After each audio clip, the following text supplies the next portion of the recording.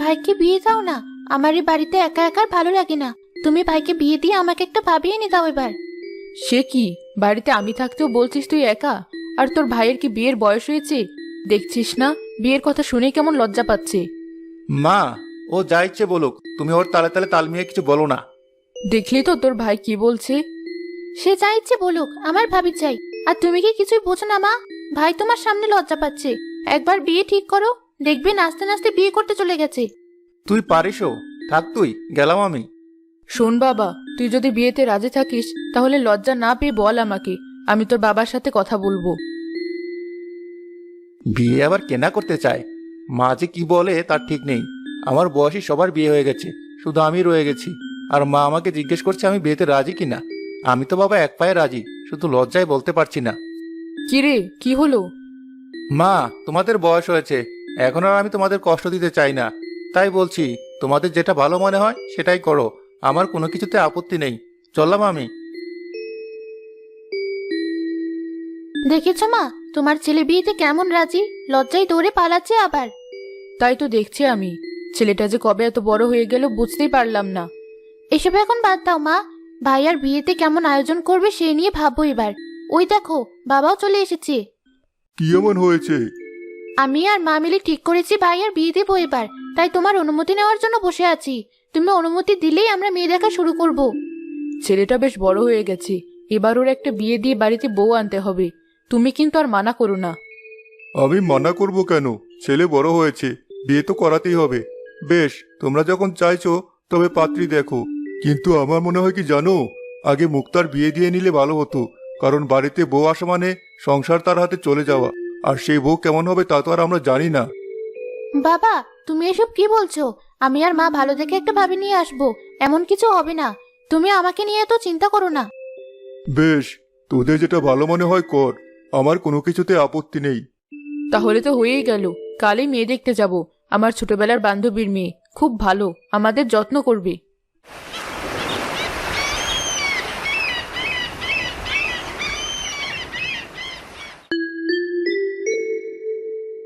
তুই আমার ছোটবেলার বান্ধবী, তাই তোর সাথে আর বনিতা করে লাভ নেই। তোর মেয়েকে আমাদের সবার পছন্দ হয়েছে। আমাদেরও তোর ছেলেকে খুব পছন্দ হয়েছে। এমন ছেলে মানুষ হারিকেন দিয়ে খুঁজেও পাবে না। তাহলে তো আর কোনো কথাই নেই, আমরা তাহলে এবার বান্ধবী থেকে বেআইনি হতে চলেছি। যাক, অবশেষে আমাদের ছোটবেলার ইচ্ছে তাহলে পূরণ হতে চলেছে। তাই তো, আমরা কত বলাবলি করতাম, এতদিনে আমাদের সেই আশা পূরণ হতে চলেছে। তা বিয়ের দিনটা তাহলে ঠিক করা যাক। বেশ, সামনের শুক্রবার তাহলে বিয়ে হবে ওদের। আপনি কি বলেন ভাই? আসলে ওর বাবা নেই, আমাকেই সবটা দেখতে হবে। আমার তাতে কোনো আপত্তি নেই, বরং আমার জন্য সেটা ভালো।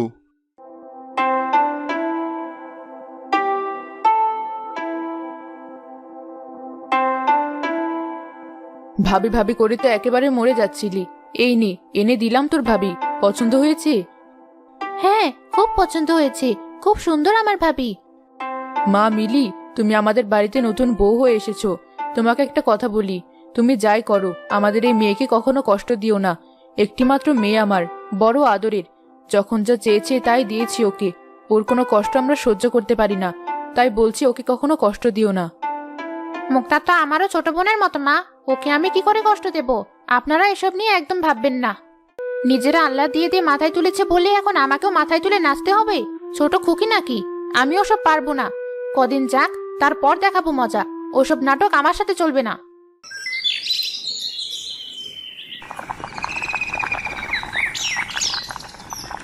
এই মাছের মাথা আজ আমি খাবো।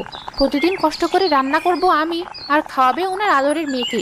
একটা দিন আমার পাতে দেওয়া তো দূরের কথা, জিজ্ঞেস পর্যন্ত করে না।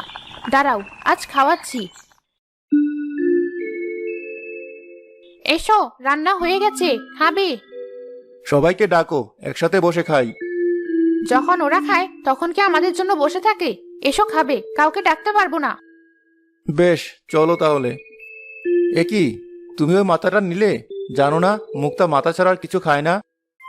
হ্যাঁ জানি, কিন্তু আমার কি খেতে মন চায় না? রোজ রোজ রান্না করি, কোনোদিন খাই না।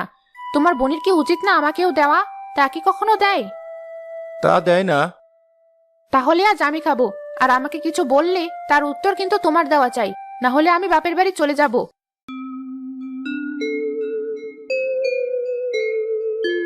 এই মুক্তা, সেই সকাল থেকে না খেয়ে আছিস, চল এবার ভাত খাবি। আর একটু পরে খাই মা। না না, আমি আর তোর কোনো কথা শুনবো না। এভাবে চলতে থাকলে অসুস্থ হয়ে যাবি তুই। চল তাড়াতাড়ি বলছি। এ কি, মাছের মাথাটা কোথায় গেল? এবার তাহলে তুই খাবি কি? বৌমা, হাড়ি থেকে মাছের মাথাটা কোথায় গেল? খেয়েছো তো তুমি আর সবুজ। সবুজ তো মাছের মাথা খায় না। এটা এভাবে বলার কি আছে মা? আমি খেয়েছি। আপনি আর আপনার মেয়ে তো আর রান্না করেন না। সংসার এখন আমাকেই সামলাতে হয়। তাই আমার যদি কিছু পছন্দ হয় সেটা আমি খেতেই পারি। আপনাদের ইচ্ছে হলে নিজেরা রান্না করে খান। বৌমা, সাবধানে কথা বলো। তুমি খুব ভালো করে জানো মুক্তা মাছের মাথা ছাড়া খায় না। একটা দিনই না হয় খেয়েছে মা, সেটা নিয়ে ওকে এভাবে কেন বলছো? মিলিও তো আরেকজনের ঘরের আদরের মেয়ে। তুমি নিজের মেয়ের কথা ভাবতে ভাবতে ওটা এভাবে ভুলে যাবে? আর বাজার তো এখন আমি করি, আমার টাকা দিয়ে। বাবা তো ঘরে শুয়ে কাশতে কাশতেই বাঁচে না, তার পেছনে আমাকে টাকা ঢালতে হয়। আমি বিয়ে করার পর থেকে তুমি সংসারে কোনো কাজ করো না, সবটা মিলিয়ে একা সামলায়। তাহলে ওর খাওয়া নিয়ে এত কথা কেন হবে? তুই আমার মুখের ওপর এসব কথা বলছিস? মা চুপ করো, আমার মাছের মাথা লাগবে না। ঝোল দিয়ে খেয়ে নিচ্ছি আমি। যারা এখন এই সংসারের মাথা, তাদেরই মাথা খেতে দাও। হ্যাঁ, এটা যেন তো সবসময় মনে থাকে।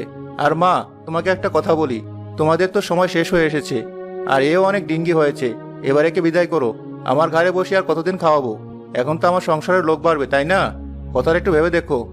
মিলি, ঘরে এসো, সারাদিনের টাকার হিসেব করতে হবে।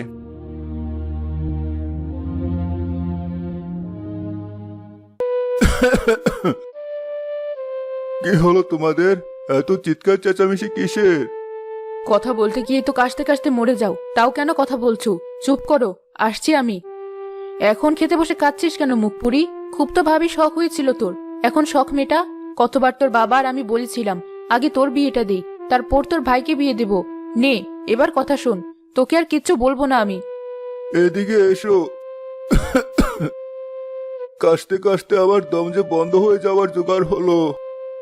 আসছি। বসো, এখন ভালো লাগছে? হ্যাঁ, এখন একটু ভালো লাগছে। কিন্তু আমাকে আগে বলো তো কি হয়েছে? তোমরা এত চেঁচামেচি কেন করছিলে? তুমি এত অস্থির হইও না। তুমি তো জানো মুক্তা মাছের মাথা ছাড়া ভাত খায় না, কিন্তু মিলি আজ সেটাই খেয়েছে, তাই বলাতেই এত কথা। আসলে ভুলটা আমাদেরই, নিজেদের মেয়েকে অভ্যাস করে তুলিনি। আর সেও তো আরেকজনের ঘরের মেয়ে, তাকেও আমার দেওয়া উচিত ছিল। তুমি আর আমি থাকতে থাকতে মুক্তার বিয়েটা এবার দিয়ে দেই। তোমার যে শরীরের অবস্থা, তাতে কখন কি হয় আমি তার ভরসা পাই না। আমি নিজেও পাই না, তুমি পাবে কোথা থেকে? বেশ, তবে আমি কালই ঘটক মশাইয়ের সাথে কথা বলবো।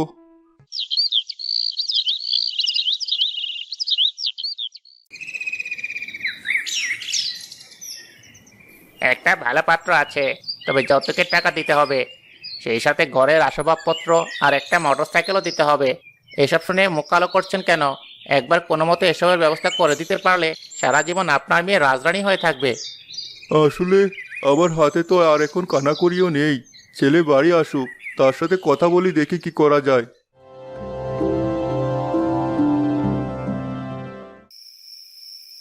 বাবা, তুমি আমাকে ডেকেছো? হ্যাঁ, মুক্তার বিয়ের বিষয়ে কথা বলবো একটু। তোর তো সময় তেমন নেই। হ্যাঁ, যা বলবে একটু তাড়াতাড়ি বলো। সারাদিন খেটে এসে ক্লান্ত হয়ে পড়েছি, ঘুমাবো। ঘটকের সাথে কথা বলেছি। একটা ভালো পত্রের সন্ধান তার কাছে আছে। ছেলের বর্ণনা শুনে আমারও বেশ ভালো লেগেছে। সেখানে বিয়ের কথা আগাতে চাচ্ছিলাম। বেশ, তো তাহলে দিন তারিখ ঠিক করে ফেলো। হ্যাঁ, সে তো করাই যায়, কিন্তু তারা 50,000 টাকা নগদ যৌতুক চেয়েছে। সেই সাথে ঘরের আসবাবপত্র আর একটা মোটরসাইকেল হলেই বিয়েটা ঠিক হবে। তুমি কি বাবা না রাক্ষস? এমন কথা তুমি আমাকে কি করে বলতে পারলে? আমার সংসারের চিন্তা একবারও তোমার মাথায় এলো না? মাসে মাসে তোমার ওষুধের পিছনে আমি কত টাকা ঢালছি, আর তুমি আমাকে এভাবে নিঃস্ব করার চিন্তা করছো? সবুজ, তুই এভাবে বলছিস কেন? আমি থাক বাবা, তোমাকে আর কিছু বলতে হবে না। আমি তোমাকে একটা শেষ কথা বলে রাখি, তোমার মেয়ের বিয়ে উপলক্ষে সব মিলে আমি 15 থেকে 20,000 টাকা খরচ করতে পারবো, তার বেশি 1 টাকাও না।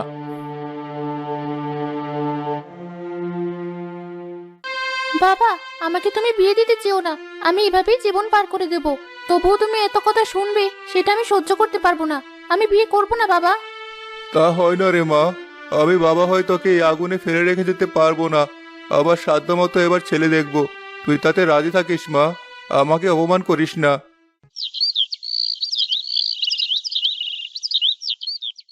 তাহলে ভাই কি ঠিক করলেন? আর ঠিক, ও আমার সাধ্যে নেই। মেয়ের বিয়েতে আমি এক পয়সাও দিতে পারবো না। আপনি সাধারণ একটা ছেলে দেখুন। আমার কাছে তেমন একটা পাত্র আছে। লোকটার বয়স একটু বেশি, তবে সংসারের অবস্থা ভালো। সোনা গয়না দিয়ে নেবে তারা। আগের পক্ষের ছেলেরা বিয়ে করে সব সংসার করছে। সে শুধু শেষ বয়সে একজন সঙ্গী চায়। সংসারে কোনো ঝামেলা নেই। দাসী আছে। আপনার মেয়ে শুধু হুকুম করবে। বেশ, আমি রাজি।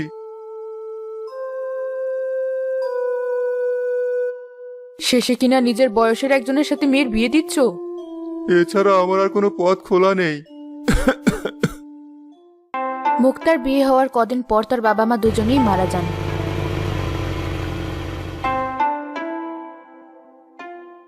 তার বুড়ো স্বামীরও নানা রোগ দেখা দেওয়া শুরু করে।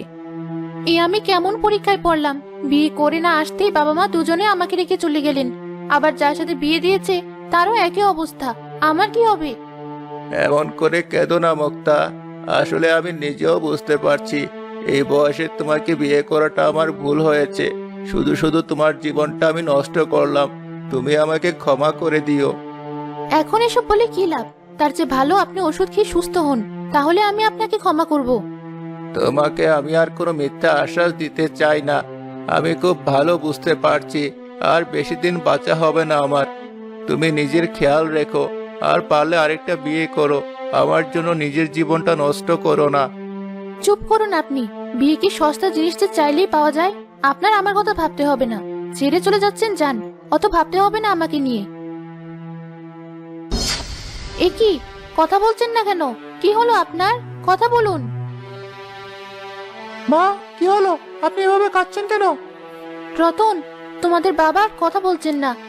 কি হলো? কথা বলুন আপনি। এই মিঠু, আই দেখি বাবার কি হলো। বাবা, ও বাবা। দাঁড়া, আমি দেখছি। কিরে, তুই এমন চুপ করে গেলি কেন? কি হলো? ভাই, বাবা নেই। বাবা আমাদের ছেড়ে চলে গেছেন।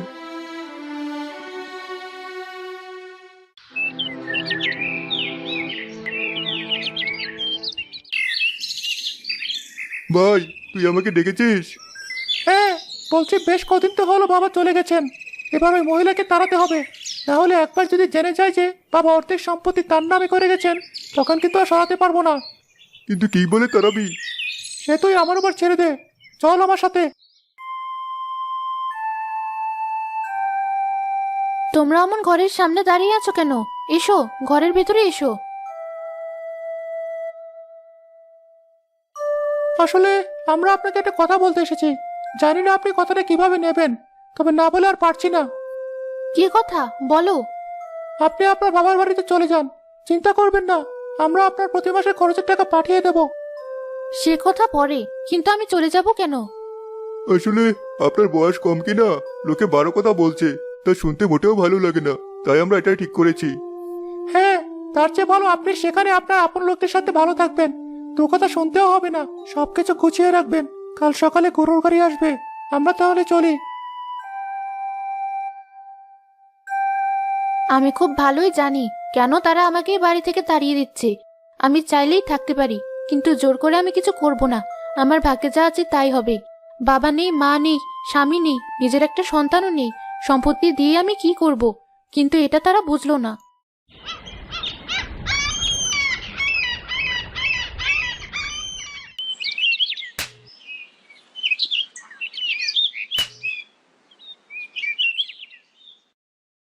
একি, একেবারে ঘোড়ার গাড়ি করে সব জিনিস নিয়ে চলে এলে যে? সংসার করার মুরত্ব হলো না। বিয়ে হতেই স্বামীকে খেয়ে ফেললে, এখন আবার আমাদের খেতে এসেছো? আর হ্যাঁ, শুনেছিলাম বেশ বড়লোক বাড়িতে ছিলে, তো তাদের চলন কিন্তু এখানে দেখিও না। আমরাও তো খেতে দিতে পারবো না কিন্তু। ওসব নিয়ে ভেবো না, আমি মাসের খরচ দিয়েই খাবো। তা দিলে ভালো, এই মাসেরটা দাও দেখি। আমাকে কি ঘর পর্যন্ত যেতে দেবে না? বাড়িতে ঢুকেই টাকা দিতে হবে। মুখে মুখে কথা বলবে না একদম। আমার ছেলে মেয়েরা তোমার মতো বেয়াদব হয়ে যাবে তাহলে। বাড়িতে আসার সাথে সাথে যা শুরু হয়েছে, এরপর আমার সাথে কি কি হবে কে জানি।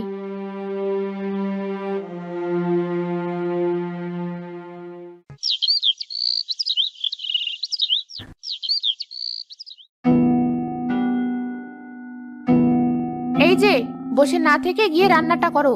তোমার ভাইয়ের সংসারে খেটে খেটে আমার গা ব্যথা হয়ে গেছে। এবার গিয়ে তুমি করো। আর শোনো, রান্না করতে গিয়ে মাছের মাথাটা খেয়ে নিও না, ওটা আমি খাবো। কি কপাল আমার, টাকা দিয়ে বাপের বাড়ি থাকছি, আবার খেটেও খেতে হবে। এককালে মা বাবা কোনো কিছুর অভাব বুঝতে দিত না, আজ সেই আমার এই দশা।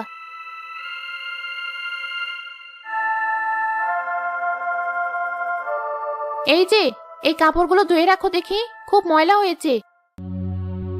অনেক সহ্য করছি, আজ বলবো আমি। তুমি কি আমাকে কাজে ঝি পেয়েছো? টাকা দিয়ে থাকবো, আবার এসব করতে হবে? এত বড় সাহস! এসো, দেখো কি বলছে তোমার বোন। কিরে, একটা কাজ করতে বলে তুই এমন অশান্তি করিস কেন?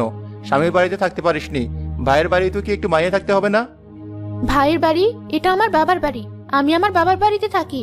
আর তোমাদের সংসারে আমি যে টাকা দিয়ে খাই, সেই টাকা দিয়ে নিজে 3 মাস খেতে পারবো। দেখেছো কি কথা বলছে? আসলেই তুই একটা কালসাপ, বুঝলি? তোর জন্য যত যা করা হোক না কেন, কোনো কিছুতে তোর মন ভরবে না।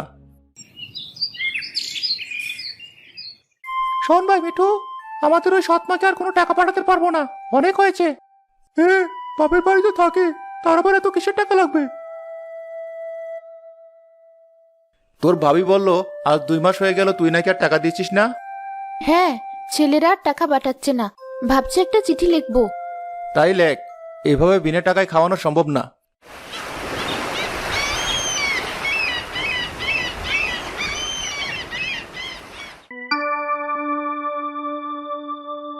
ভাই, সৎমা চিঠি পাঠিয়েছে টাকা চেয়ে, কি করব?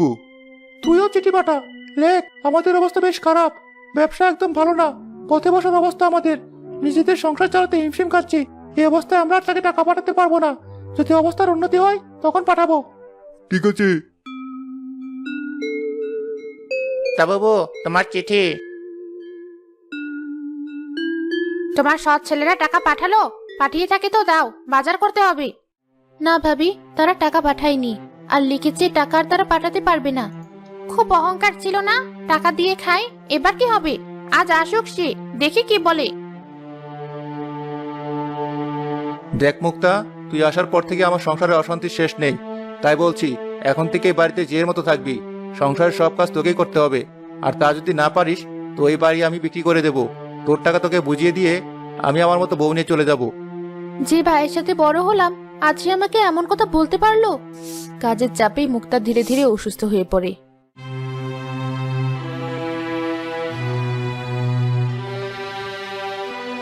এই যে, রান্না না করে এখনো শুয়ে আছো কেন? গিয়ে রান্না করো। ভাবি, আজ আমার ভীষণ জ্বর, তুমি একটু করে নাও রান্নাটা, আমি কাল করে দেব। জ্বর বাঁধানোর নাটক করো তাই না? যাও, গিয়ে রান্না করো। আগুনের তাপে জ্বরটা মনে হচ্ছে আরো বেশি চলে আসছে, মাথাটাও সোজা করে রাখতেও কষ্ট হচ্ছে। আর পারছি না, কোনো মতে রান্নাটা শেষ হলে বাঁচি। ভাবি, আমি সত্যি আর পারছি না, রান্না শেষ, আর কোনো কাজে আমাকে বলো না। যা যা কাজ আছে রেখে দাও, রাতের মধ্যে জ্বরটা কমলে কাল সকালে সব কাজ করে দেব।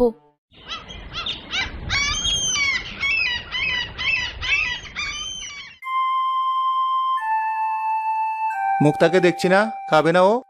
জানি না কি তা, একবার বললো জ্বর হয়েছে, রান্না করে সেই যে ঘরে ঢুকেছে আর বের হয়নি, খেতেও আসেনি।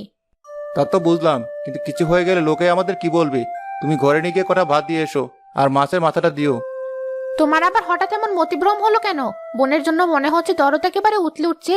কই, আমার জন্য তো এমন হয় না। আরে বাবা, আজকাল থানা পুলিশ বেশ শক্ত হয়েছে, আর ও যে নাটক শুরু করেছে কখন কি করে বলা যায় না। তাই নিজেদের গা বাঁচাতে এতটুকু করা, যেন আমাদের কোনো দোষ না হয়, বুঝলে তো? ঠিক আছে।